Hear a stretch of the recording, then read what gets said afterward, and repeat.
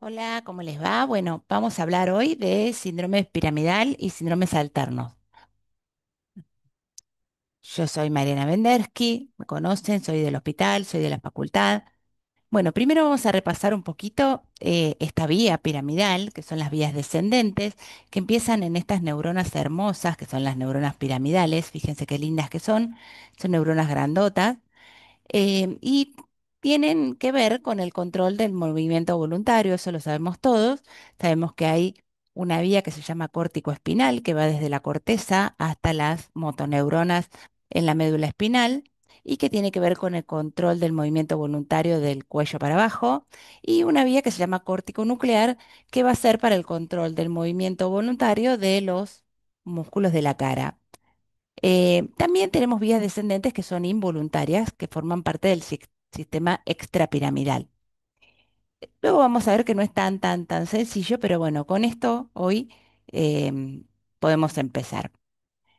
Entonces, en la corteza motora primaria, que está por delante del surco central, o sea, en el giro precentral, tenemos una representación del cuerpo que es de esta manera, ¿no? Con el miembro inferior en la cara medial, la mano y la cara en la cara lateral, la parte fonodeglutoria, digamos, más cerquita de la ínsula. Y entonces, cuando se lesiona esta corteza motora primaria, vamos a tener un déficit motor desproporcionado. Cuando se lesiona o cuando se excita, supongamos una convulsión, ¿no? ¿Qué va a pasar? Entonces va a estar peor la cara y la mano que la pierna, o viceversa si es que ataca más que nada la cara medial. A diferencia de lo que va a ocurrir cuando esta lesión es subcortical, que todas estas fibras se van a ir uniendo. En verdad, bueno, ahora empezamos a complejizar. Hace poquito salió, en 2023, un paper que habla que el homúnculo, este de Penfield que todos conocemos, en verdad es un poquito más complejo, que en las partes donde ellos veían, en los límites entre un área y otra, ¿ven? Por ejemplo, entre la cara y la mano y demás, que ellos no entendían muy bien qué pasaba acá o veían que tenían que poner mucha más electricidad para obtener una respuesta. En realidad lo que hay es como una conexión entre la, mm, lo somatosensitivo, lo cognitivo y lo motor. Y fíjense cómo es ahora la representación actual del homúnculo. O sea, no es tan fácil como la teníamos. Si bien es verdad, la cara y la mano siguen estando en la cara lateral y la pierna en la cara medial, tenemos partes donde tiene que ver con el programa motor o con la integración con otras redes sensitivas y cognitivas. Pero bueno, volviendo a la cosa sencilla, entonces dijimos que teníamos una vía corticoespinal que va a las motoneuronas alfa que están en la médula, que se va a decusar a nivel de la unión vulvomedular, y una vía corticonuclear que va a ir a los núcleos de los pares craneales, se va a decusar antes de entrar a cada núcleo, pero fíjense también que hay algunas que van a ir bilateralmente. Por ejemplo, todos los músculos más axiales, como los de la masticación, tienen representación bilateral. Por eso es que ustedes habrán visto algún hemipléjico seguramente, pero que no tiene los pterigoideos afectados en forma simétrica. Lo mismo pasa con los músculos del tronco axiales. ¿Se acuerdan que de la vía corticoespinal había un porcentaje que iba por el cordón anterior y que no se decusaba? Y de hecho tiene representación bilateral, y eso va a ser lo que va a inervar los músculos voluntarios del tronco. Por eso también los pacientes con hemiparesia o hemiplegia incluso pueden sostener el tronco relativamente bien.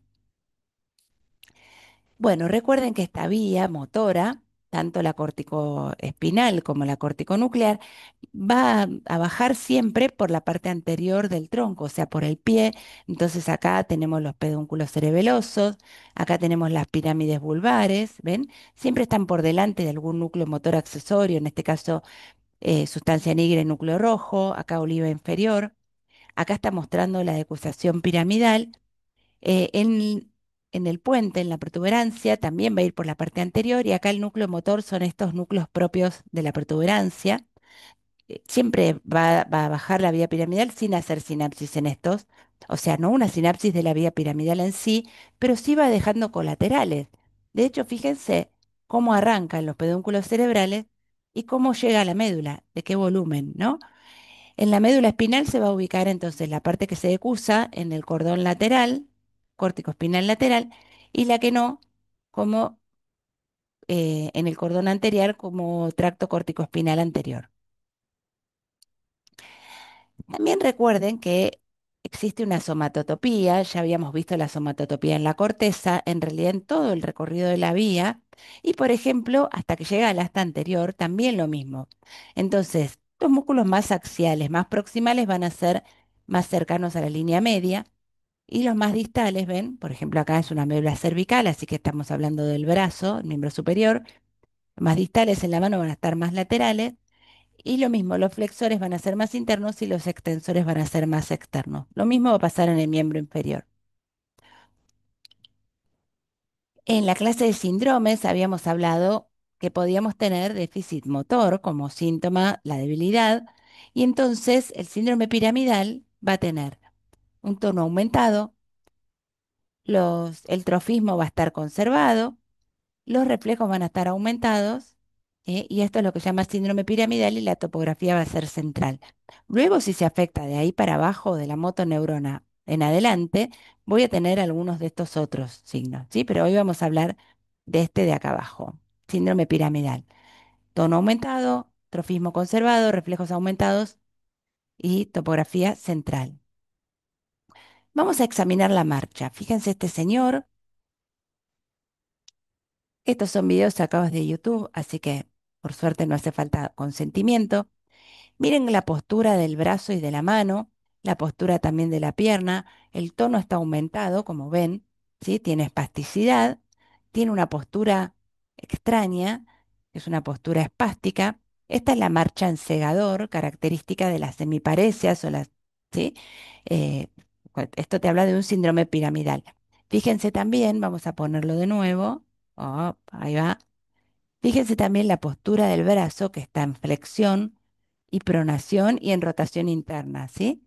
Esto es bien característico de una lesión de la vía piramidal que está afectando las fibras que van al miembro superior. Todo un hemicuerpo afectado. Fíjense este otro caso, donde ven esa marcha que se llama marcha en tijeras, ¿sí? Esto es una paraparesia espástica. Esos miembros inferiores no se pueden flexionar, eh, y el miembro está también en rotación interna, en semiflexión, y por eso tiene esa marcha tan dificultosa. Bueno, vamos a examinar el tono. Recuerden que en la espasticidad el problema está, o la mayor resistencia a la movilización va a estar al principio y al final del movimiento, se llama signo de la navaja. A veces termina tan duro que ya no se puede em, movilizar de ninguna manera. Bueno, y vamos a examinar la fuerza. En neurología tenemos dos maneras o dos sistemas de examinar la fuerza muscular. Lo van a ver ahí también. Tienen un videito en el campus de em, examen neurológico resumido. Pero ¿cómo vamos a examinar la fuerza?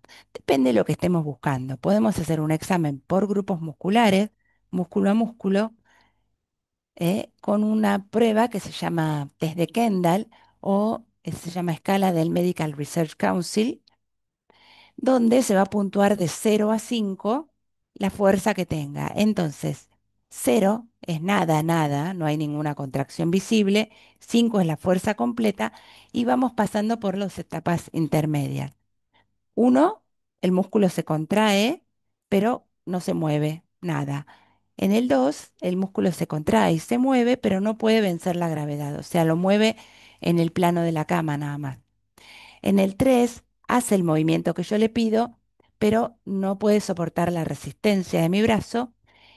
En el 4 mueve, resiste mi fuerza, pero lo puedo vencer igual.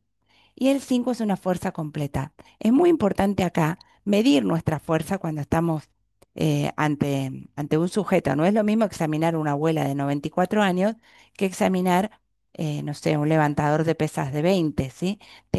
Tiene que ser proporcional mi fuerza a la que debería tener ese paciente. La otra manera de examinar la fuerza es con estas maniobras que llaman de Barré y Mingazzini, que es la de levantar los dos brazos como si sostuviera una bandeja, o levantar las dos piernas acostado en la cama. En este caso yo estoy buscando diferenciar o comparar la fuerza entre un hemicuerpo y otro.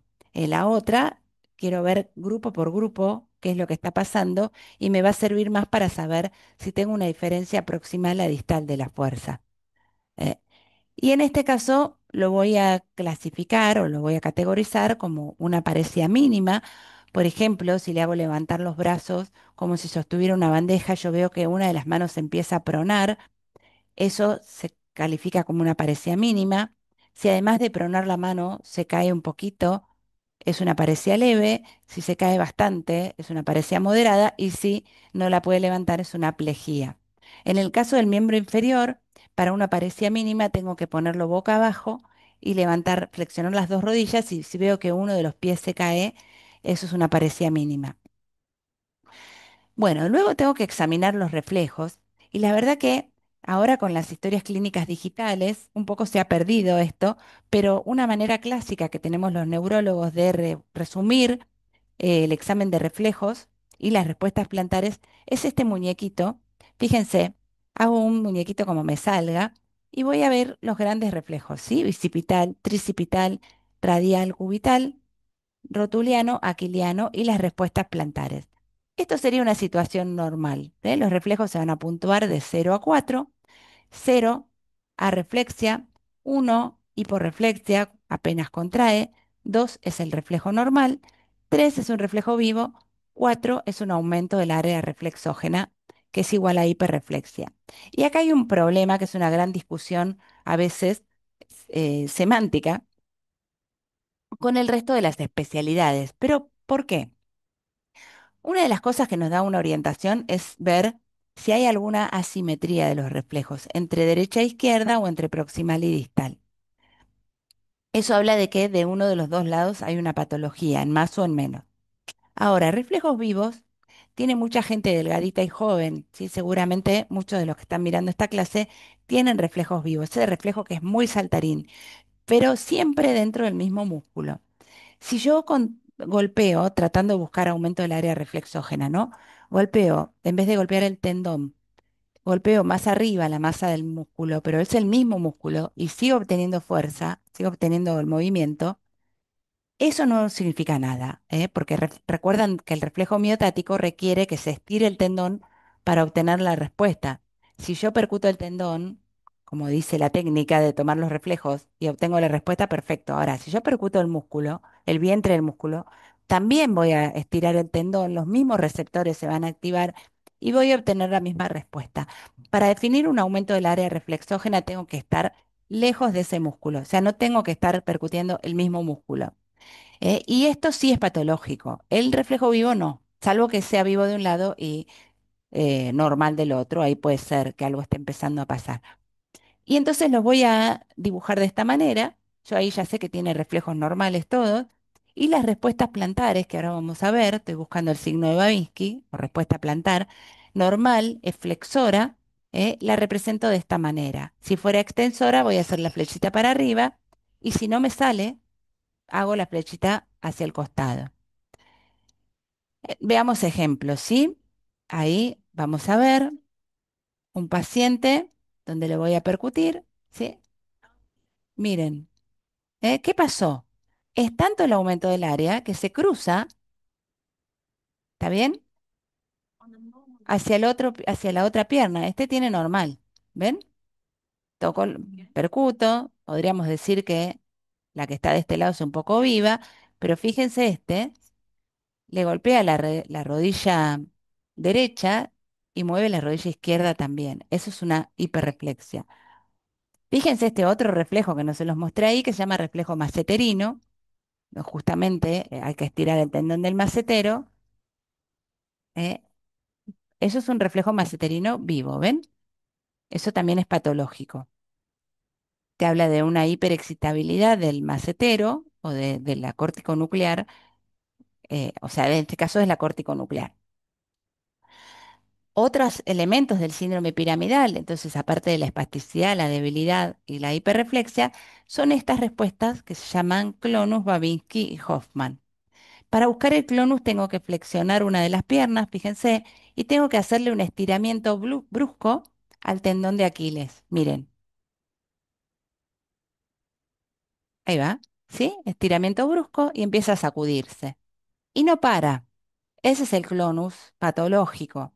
Algunos pacientes jóvenes a veces pueden hacer un par de sacudidas y no significa nada, ¿sí? Y es normal. Pero si esto no para, eso es patológico. Y de hecho, muchos pacientes se quejan de que a veces cuando están durmiendo y apoyan el pie contra la piecera de la cama, empiezan a tener clonus, empieza a sacudir el pie y no saben cómo salir de ahí. Entonces, lo que les decimos es agarra la pierna y movela en otra posición, que no quede el pie tocando nada.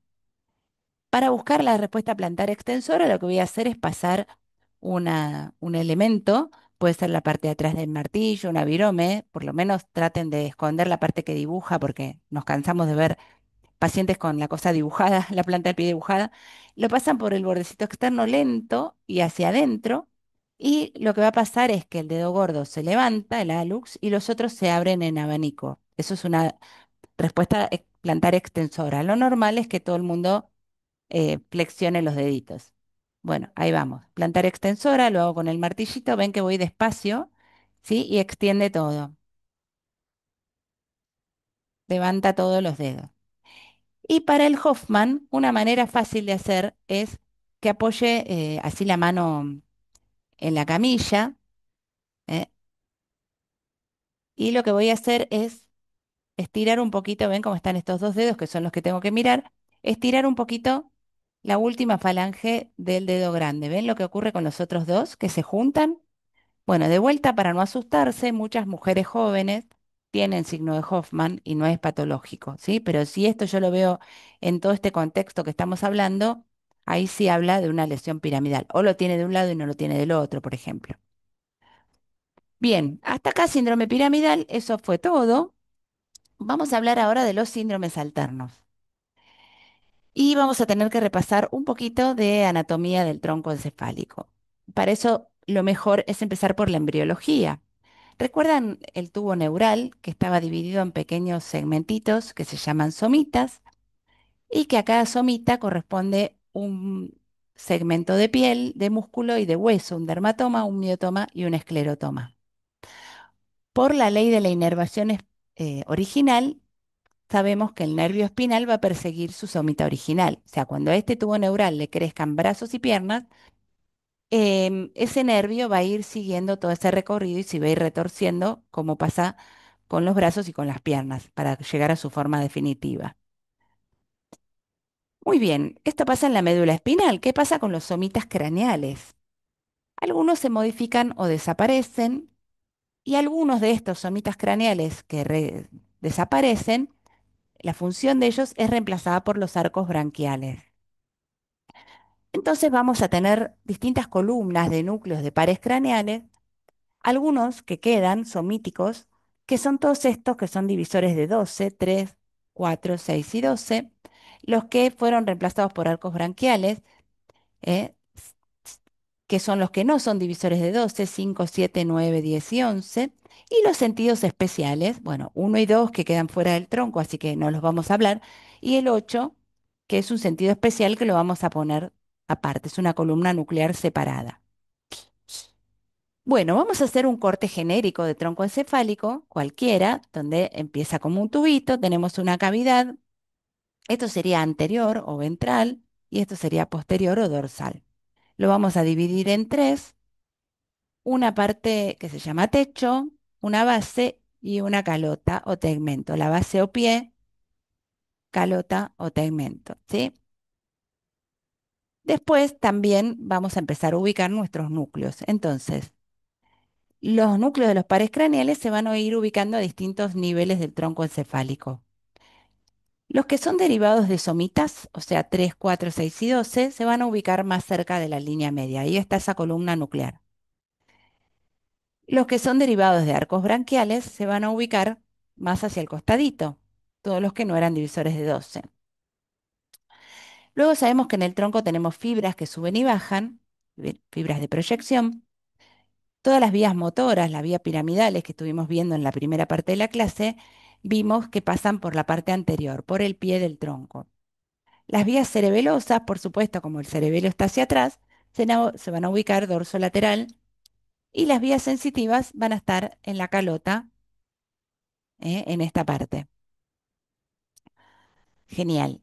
Fíjense que entre la calota y el techo tenemos una cavidad que va a ser distinta a cada nivel.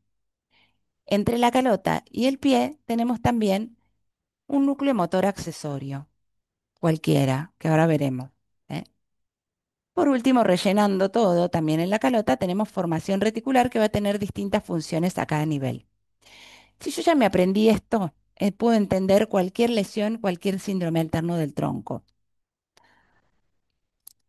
Acá está lo que les decía, que parecía una regla mnemotécnica, pero que en realidad tiene que ver con esto, con el origen embriológico, con cómo estaban ubicadas las columnas nucleares en este tubo neural y luego en la placa neural. Ven que entonces todos los que son columnas motoras somáticas, que son los derivados de somitas, van a quedar acá en la línea media. Como todo depende de los componentes funcionales que tenga, como motor visceral o sensitivo visceral, que van a quedar en la médula cerca de el asta intermedio lateral, y acá van a ir quedando hacia los costados. Y entonces, bueno, todo esto que les conté tiene esta lógica de columnas nucleares, que se van a ir ubicando de esta manera en el tronco. Y sí, nos faltaba decir este núcleo especial o de sentido especial, que es el octavo par, que va a quedar separadito y muy hacia el costado. Muy bien. Entonces, vamos a ir viendo las particularidades de cada nivel. En el mesencéfalo tenemos dos núcleos de pares craneales, los dos son somíticos, el núcleo del tercer par y el del cuarto par. Uno a la altura del colículo superior y otro a la altura del colículo inferior. En la protuberancia tengo uno somítico, que es el sexto par, o abducens, y dos branquiales. En realidad tengo el núcleo del quinto par, núcleo sensitivo del quinto par, no tiene mucho valor localizador porque es un núcleo sensitivo largo que se extiende a lo largo del todo el tronco. Como es branquial, lo voy a poner siempre hacia un costado de mi cabeza, pero sé que no tiene mucho valor localizador. Por supuesto que tiene distintas funciones a cada nivel. Por ejemplo, la parte inferior de este núcleo tiene que ver más con la termoalgesia y el tacto epicrítico está más arriba, pero bueno, no tiene tanto valor localizador como otros. Pero sí tengo dos branquiales en la protuberancia, que son el núcleo motor del quinto par, ahí va, núcleo motor del quinto par, que sirve para los músculos de la masticación, y el núcleo del séptimo par o nervio facial. Bueno, habíamos dicho que nuestro sentido especial lo poníamos separadito, es el núcleo del 8, que va a estar en la unión bulbo-protuberancial. Y por último, en el bulbo tengo uno somítico, que es el 12. Ahí va, núcleo 12. Y después branquiales, que son 9, 10 y 11. Yo entendí esto, después puedo entender también que se van a unir formando núcleos con nombre propio, como por ejemplo el núcleo ambiguo, que forman el núcleo del 9 y el 10, ¿sí? No importa, pero ya entiendo dónde están ubicados en el tronco. ¿Qué pasa con los núcleos motores accesorios? Bueno, en el mesencéfalo tenemos dos: la sustancia nigra, que está a la altura del colículo superior e inferior, y solo a la altura del colículo superior el núcleo rojo, siempre entre la calota y el pie. Los núcleos propios pontinos, y en el bulbo voy a tener la oliva inferior. Después tengo una cavidad a cada nivel y un techo, ¿sí? La cavidad en el mesencéfalo va a ser el acueducto de Silvio, o el acueducto mesencefálico, y entonces el techo va a estar formado por los colículos, ¿sí? La lámina cuadrigémina y los núcleos del techo. En el caso del bulbo y la protuberancia, es como si este techo se estirara hacia atrás y se fuera hacia el cerebelo, entonces la cavidad me queda mucho más grande, que es el cuarto ventrículo, y los núcleos del techo van a estar en el cerebelo, van a ser los núcleos cerebelosos profundos. Muy bien. Entonces, ¿qué clínica voy a tener con una lesión a cualquiera de estos niveles? Voy a tener lo que llamamos síndromes alternos: un par craneal de un lado y una vía larga del otro lado. ¿Por qué el par craneal va a estar de un lado? Porque la vía córtico-nuclear se va a decusar antes de llegar a ese par craneal, y la vía larga, que sube o baja, tiene su decusación en otro lado. También las lesiones de tronco me van a dar coma y otras alteraciones de la conciencia. Recuerden que la formación reticular que hicimos ahí en la calota, la parte pontomesencefálica, tiene que ver con el SARA, el sistema activador reticular ascendente. Entonces, lesiones a esa altura van a producir alteraciones del estado de conciencia. Por el contrario, si está más abajo, en la formación reticular bulboprotuberancial, van a tener trastornos cardiorrespiratorios, vómitos e incluso muerte cerebral. Bueno, una cosa que no dijimos es cómo está irrigado esto. Está irrigado por el sistema vértebro-basilar. Acá voy a hacer la arteria basilar solamente, pero tengan en cuenta que la parte inferior del bulbo está irrigado por las vertebrales y la parte superior del tronco por las cerebrales posteriores. Entonces vamos a tener arterias que se llaman así paramedianas, que van a irrigar este territorio que tienen ahí a mano. Unas arterias que se llaman circunferenciales cortas y otras que se llaman circunferenciales largas. Fíjense que las circunferenciales cortas van a llegar hasta la calota y las circunferenciales largas van a llegar hasta los núcleos del techo y el cerebelo. Ahí va. Por ejemplo, entonces, vamos a empezar por arriba. Mesencéfalo, a la altura del colículo superior. Podría tener un compromiso así, esto es anterior y esto es posterior, sería una circunferencial corta, sería una rama de la cerebelosa superior o de la cerebral posterior. Fíjense lo que va a agarrar. Entonces, el núcleo de tercer par, que es un núcleo somítico, la vía, la vía larga va a ser la vía córtico-espinal, posiblemente algo del lemnisco sensitivo también, y el núcleo motor afectado va a ser la sustancia nigra. Este síndrome tiene un nombre propio que se llama Weber. ¿eh? También podría tener uno así, más de paramediana, donde voy a tener tercer par, vía córtico-espinal y afecta también el núcleo rojo. En este caso, se llama síndrome de Benedict. Con la afección del núcleo rojo voy a tener un temblor específico que se llama temblor rúbrico, que es un temblor grande a alta frecuencia. Entonces, tienen dos síndromes de tronco de colículo superior que pueden razonar. Ahí tienen un ejemplo en la resonancia. En este caso sería un síndrome de Benedict, ¿ven? Que es bien medial, mesencefálico, a la altura del colículo superior. Y ahí tienen otro. Muy bien. Bueno, veamos este ejemplo. Fíjense, una lesión pontina, es paramediana también, va a afectar, ¿qué va a afectar? No llega hasta el fondo de todo, o sea que no va a afectar el núcleo del sexto, sí va a afectar la vía piramidal, sí va a afectar el lemnisco medial. Sí, puedo tener dos síndromes con nombre propio. Cuando es un poquito más lateral, se llama de Marie-Foy. Entonces voy a tener, recuerden que teníamos los branquiales, 5, 7 y 8. Va a afectar el hemisco medial y va a afectar también el pedúnculo cerebeloso medio. Entonces puedo tener también un hemisíndrome cerebeloso. El hemisíndrome cerebeloso y los pares van a estar del mismo lado. Recuerden que los cerebelosos siempre es ipsilateral.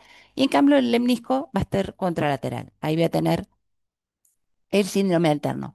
O puede tener este que se llama FOVIL, donde voy a tener un sexto, si llegara hasta el final, en este caso no llega, pero puedo tener un sexto. Voy a tener un séptimo par. Olvidaba de mencionarles un detalle, que es que si bien el núcleo del séptimo está lateral, se acuerdan que para salir le pega una vueltita al núcleo del 6, que se llama rodilla del facial. Entonces podrían estar, se afectan siempre juntos el 6, el 7 y el fascículo longitudinal medial, que es el que va a conectar el núcleo del sexto con el núcleo del tercero que está en el mesencéfalo. Entonces voy a tener como pares ipsilaterales 6 y 7 y fascículo longitudinal medial y como vía contralateral motor y sensitivo del lado opuesto, pobil. Puedo tener este, que es súper común, que se llama síndrome de Wallenberg o síndrome vulvar lateral. También les pueden decir, en vez de decirles por el epónimo, por el nombre de la estructura afectada, como por ejemplo esto, ¿no? Vulvar lateral, pontino anterior. Bueno, Wallenberg, vulvar lateral. ¿Qué voy a tener? ¿Qué teníamos acá? No tengo nada motor.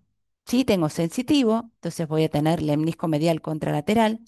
Los pares que voy a tener van a ser los laterales, ¿eh?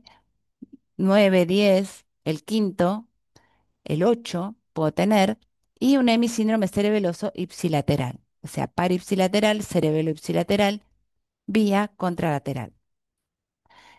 El síndrome vulvar medial se llama de Sherrin. Es más raro porque recuerdan que acá teníamos las dos arterias vertebrales y la pica. La cerebelosa posterior inferior es la que va a dar las las circunferenciales cortas y largas. En este caso sería una corta porque no agarró el cerebelo, ¿sí? Pero bueno, el de Sherrin, que sería medial, vulvar medial, va a tener el 12, perdón, acá falta un palito, ¿sí? El hipogloso y córtico espinal y lemnisco medial contralateral. Ahí les dejo yo, si quieren, un paper para leer, el que tiene ganas de leer en inglés, que están algunos de los principales síndromes, pero bueno, básicamente son estos que estuvimos diciendo recién, que podrían ser vasculares o también podría ser, obviamente, un tumor, ¿no? Una lesión ocupante o una infección en estas partes del tronco. Bueno, y como siempre, les dejo mi correo para cualquier consulta. Muy bien.